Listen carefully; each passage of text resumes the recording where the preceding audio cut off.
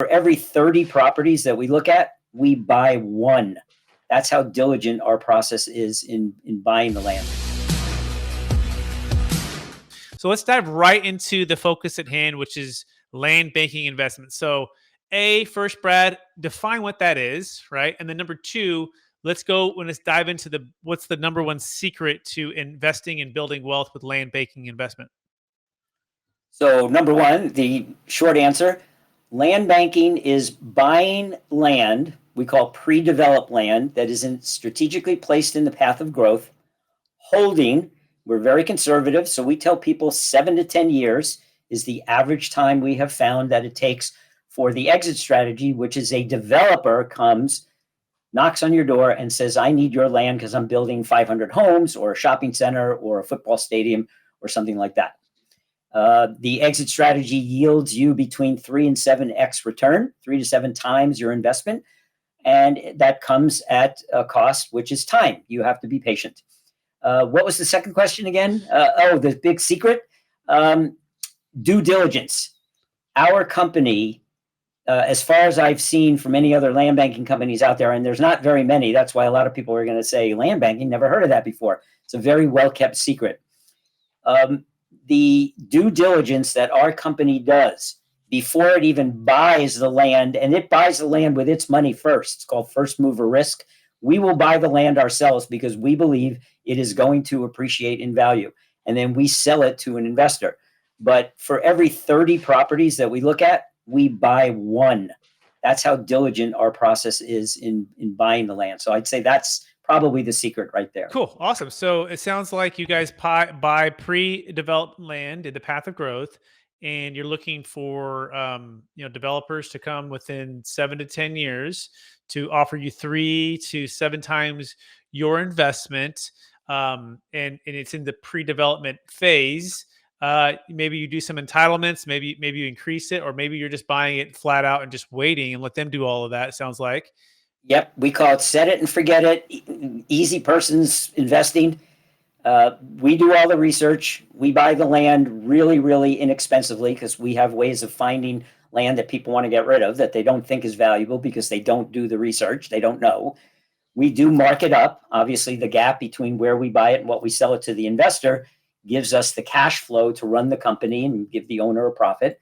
But then the investor who buys it here, which, by the way, they're still buying it below market, so they're still getting a good deal. They're the ones that hold it the 7 to 10 years. They're the ones with the patience to ride it out. And by the way, Rhett, sometimes people exit sooner and sometimes it could be later. So it has to be what we call patient money. And most of my investors, I'd say 75 to 80% of my investors use a dormant 401k or a self-directed IRA of some kind, which, gets into what you like to talk about, I'm sure, is, how do people tax defer money and do it in such a way to minimize the taxes. Yeah, got it. I think that's great. So set it and forget it, and you're buying it at a discount. You guys get a little delta, so you'll mark it up a little bit for you guys, but you're still buying it below market. And then you got to be patient, right? And you got to make sure the due diligence is done. That's the number one secret. So maybe talk about the number two secret that comes to mind when it comes to successful land bank investments. Well, you, the investor, have to be very patient. One of the other things that we offer after you're an investor with our company, we have free Tuesday night webinars where you get a 30-minute update from the COO on what's happening where we invest.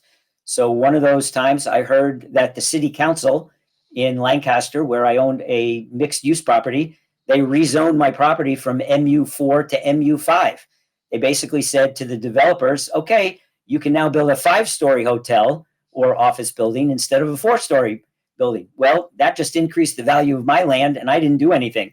Goes back to your question about entitlements and all that. We don't do anything. We let the city council do all that. We let the developer have the headaches about getting all the permits.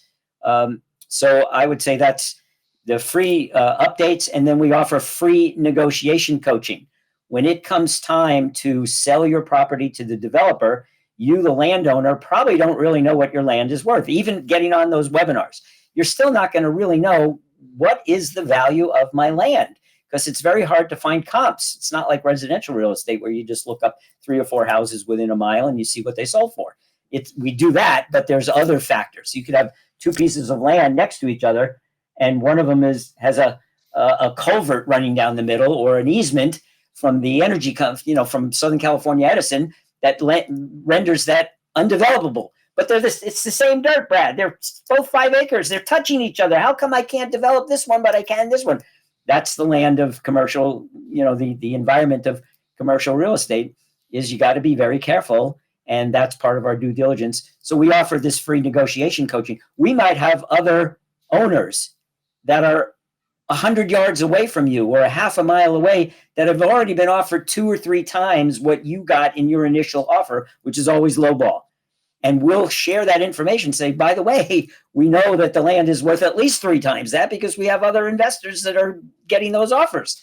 And you're going to go, oh my God, I didn't know that. So when you go back to negotiate, you're armed with a lot more information and knowledge, so you can do a better job negotiating. Excellent. That's great. I think it's great to build back up into the community, into the investors, into their training. And so